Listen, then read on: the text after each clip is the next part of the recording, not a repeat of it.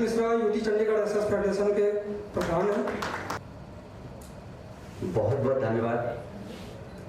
और मैं मधुकर जी को और पूरे ऑर्गेनाइजेशन टीम को मैं धन्यवाद करूंगा, जो पहली बार चंडीगढ़ में मैंने देखा कि ऐसा कोई मंच,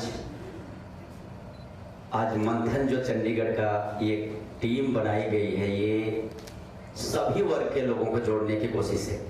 और ये मुझे लगता है कि इतना बड़ा प्लेटफॉर्म है कि शायद इस प्लेटफॉर्म को आगे बढ़ाया जाए तो ये प्रशासन से एक जुड़ने की एक बड़ी, बहुत बड़ी एक मुहिम और कड़ी बन जाएगी। और मैं आगे धन्यवाद करता हूं आप सभी का, जिन्होंने अपना कीमती वक्त निकालकर यहाँ पे इस मंथन में आने का प्रयास किया और इसको आगे बढ़ाने की कोशिश करेंगे। यही कामना के साथ मैं आप लोगों को उस सच्चाई से रूबरू कराऊंगा।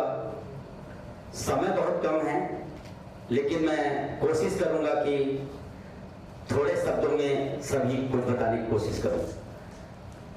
मेरे पास वो कर्मचारी हैं जो सफाई कर्मचारी से लेकर डाटा एंट्री ऑपरेटर, क्लर्क तक सारी यूनियन मेरे पास जुड़ी हुई है, जिसका मैं अध्यक्ष हूं। इसलिए ग्राउंड लेवल की सच्चाई मेरे से ज्यादा शायद मुझे लगता है कि कोई नहीं जानेगा, क्योंकि समस्या हर रोज मेरे साथ, हर रोज मैं लड़ता आता हूं। सच्चाई ये है कि एक सफाई कर्मचारी का एक रेट फिक्स है, 1.5 लाख से स्टार्ट होता है। सफाई कर्मचारी 1.5 लाख, उसी हिसाब से जैसे डेजिग्नेशन ऊपर बढ़ता है वैसे बढ़ता जाता है, 3 लाख तक चला जाता है। और ये बड़ी सच्चाई कहीं न कहीं हम लोगों के बीच से निकल के आता है, और उसमें कर्मचारियों का भी बहुत बड़ा दोष है कि हमारे तक वो बात तब पहुंचती है जब उनको पैसे भी ले लिए जाते हैं, या तो नौकरी नहीं मिलती है, तो 2-4 महीने बाद निकाल दिया जाता है। इसलिए हम लोग मुंका रहते, मदद भी नहीं कर पाते। और इसमें कहीं न कहीं हमारे अपने लोग ही जुड़े होते हैं, हमारे अपने कुछ अफसर, कुछ लीडर भी जुड़े होते हैं। बड़ी समस्या ये आती है। और दूसरी एक चीज मुझे जो देखने को मिला कि कहीं न कहीं कर्मचारियों के साथ ये शोषण इसलिए हो रहा है कि एडमिनिस्ट्रेशन जैसे बहुत सज्जन व्यक्तियों ने अफसरों की बात की है, यहाँ पूरा अमला जमा है अफसरों का, लेकिन कर्मचारियों का दुख दर्द समझने वाला कोई नहीं। वो शायद टेबल कुर्सियों तक भटक के लेबर तो तक जाता है। लेबर कोर्ट में 50% केस ऐसे चल रहे हैं जो कर्मचारी तो 4-6 महीने 2-2 साल से केस लड़ रहे हैं और बैठ जाते हैं घर। फाइनेंस सेक्रेटरी साहब के लेटर के बावजूद, होम सेक्रेटरी साहब के लेटर के बावजूद भी कर्मचारी निकाले जा रहे हैं। ये बहुत बड़ी विडंबना है। आज इस मंच का मैं धन्यवाद इसलिए कर रहा हूं कि शायद मैंने सुना था कि सभी ट्रेड यूनियन इकट्ठे होकर लड़ाई लड़ती है, लेकिन आज ये मंच से मुझे लगता है कि चंडीगढ़ के सभी बैकबोन सभी अगर इकट्ठे हो जाए तो शायद ये छोटी बड़ी समस्याओं का हल निकल सकता है। समस्याएं बहुत बड़ी है।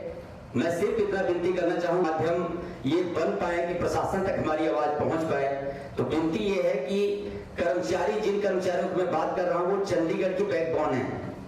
किसी भी डिपार्टमेंट में आप जाएंगे, काउंटर से लेके अफसर तक, मुझे लगता है कि हायर अथॉरिटी से नीचे जितने हैं सब कॉन्ट्रैक्ट मुलाजिम हैं, जितने बैठे हुए हैं। कोई भी डिपार्टमेंट आप देख लीजिए, चाहे एमसी चाहे एडमिन, 18 से 20 हजार कर्मचारी हैं, सब कॉन्ट्रैक्ट मुलाजिम है, लेकिन उनका कोई वाली वारिस नहीं है। अगर उनके ऊपर कोई विपदा पड़ जाए, उनको कोई निकाल दे, उनको छुट्टियां तक नहीं मिल रही। यहाँ तक कि कई डिपार्टमेंट ऐसे हैं कि जिनके पीएफ और ईएसआई भी ठेकेदार खा के भाग जाते हैं, और 72 लाख हमने निकलवा के दिया कोर्ट के राही। तो ये कहीं न कहीं उन अफसरों की भी लापरवाही है जो बिल पास करते हैं, जबकि टर्म एंड कंडीशन में सब कुछ क्लियर कट है, लेकिन वो नजरअंदाज करते हैं, जिसके कारण कर्मचारी शोषण के शिकार हो रहे हैं, परेशान हो रहे हैं। और अभी आपने देखा होगा कि कुछ कर्मचारी अभी 6 महीने के भीतर 3-4 कर्मचारी आत्महत्या करने में, सुसाइड करने पे मजबूर हो गए, सिर्फ सैलरी करके। मैं आपके माध्यम से, मैं खुद रेगुलर मुलाजिम हूं, मैं आपको बताना चाहूंगा कि कभी आपने ये सुना कि कॉन्ट्रैक्ट मुलाजिमों के अलावा भी बजट कोई कम हुआ है? किसी सरकारी बंदे का भी कभी कोई बजट की वजह से सैलरी रोकी गई हो 2-4 महीना?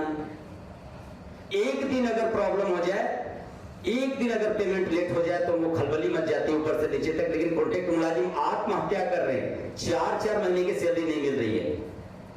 और हमारे आज अफसर दिल्ली में जाके मेडल लेते हैं, कि नंबर 1 सिटी का, उस सिटी को साफ सुथरा करने वाला, सिटी ब्यूटीफुल बनाने वालों के साथ शोषण हो रहा है, आत्महत्या कर रहे हैं। ये बहुत बड़ा सोच का विषय है और इसमें कहीं न कहीं हमारी पॉलिटिकल पार्टियों का भी बहुत बड़ा हाथ है, क्योंकि जो लोग किसी भी पार्टी के हों, पर्टिकुलर में किसी एक का नाम नहीं ले सकता, जो भी काउंसलर हमारे एरिया से जीत के जाते हैं उनका ध्यान इसमें होता है कि ठेकेदारों के ऊपर दबाव बनाना कि इस बंदे को निकालो, मेरे 4 चमचों को सेट करो, मुझे नहीं पता कैसे आप करोगे। ये कड़वी सच्चाई मैं बोल रहा हूं, मैं माफी चाहता हूं, शायद इसी कड़वी सच्चाई बोलने की वजह से साथ साथ केस भी लड़ रहा हूं मैं, लेकिन अपने हिस्से की लड़ाई लड़ता रहूंगा।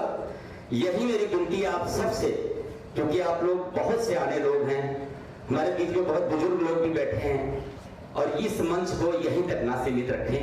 अगर आप लोगों का साथ रहा, अगर आप लोगों का साथ हमारे ट्रेड यूनियन को मिल गया, तो हमें ये लगता है कि हम लोग मिलकर कुछ न कुछ सरकार के ऊपर और इस प्रशासन के ऊपर जो अमला जामा इतनी बड़ी यहाँ फौज बननी बैठी है, जबकि पंजाब में, हरियाणा में इतने बड़े बड़े जिले हैं, उस जिले में भी इतने ISPCS नहीं है और HCS नहीं है। जब यहाँ इतने ISPCS रह के हमारे कर्मचारी आत्महत्या कर रहे हैं, जो चंडीगढ़ के बैकबोन है, तो मुझे नहीं लगता कि, बस मेरी एक ही आग्रह, विनम्र निवेदन, अपने वाणी को विराम देने से पहले आप सभी से आग्रह विनम्र करता हूं हाथ जोड़कर कि आप सब लोग इस मंच को उस मुकाम तक ले जाएं कि प्रशासन तक हमारी आवाज पहुंच सके, आप सबकी आवाज पहुंच सके, ताकि 10% भी अगर अफसर अपनी ईमानदारी से काम करें तो हमें लगता है कि हमारे काम कुछ आसान हो जाएंगे। बहुत बहुत धन्यवाद। अगर मेरी वाणी से कोई त्रुटि हुई हो तो आप सबसे मैं, क्योंकि पहली बार इतना बड़ा मंच मिला, हमें बोलने का आप लोगों ने मौका दिया, इसके लिए मैं मधुकर जी के पूरे टीम का मैं धन्यवाद करता हूं और मैं इसी कामना के साथ वाणी को विराम देता हूं कि इस मुहिम को यही तक रोकना नहीं है। इस मंच को लेटर के माध्यम से या एक कमेटी बनाकर इस मंच को इतना बड़ा बनाएं कि सभी चंडीगढ़ के जितने वर्ग हैं, सभी की समस्या इस मंच से पूरी हो, यही मेरी कामना है। बहुत बहुत धन्यवाद आप सभी का।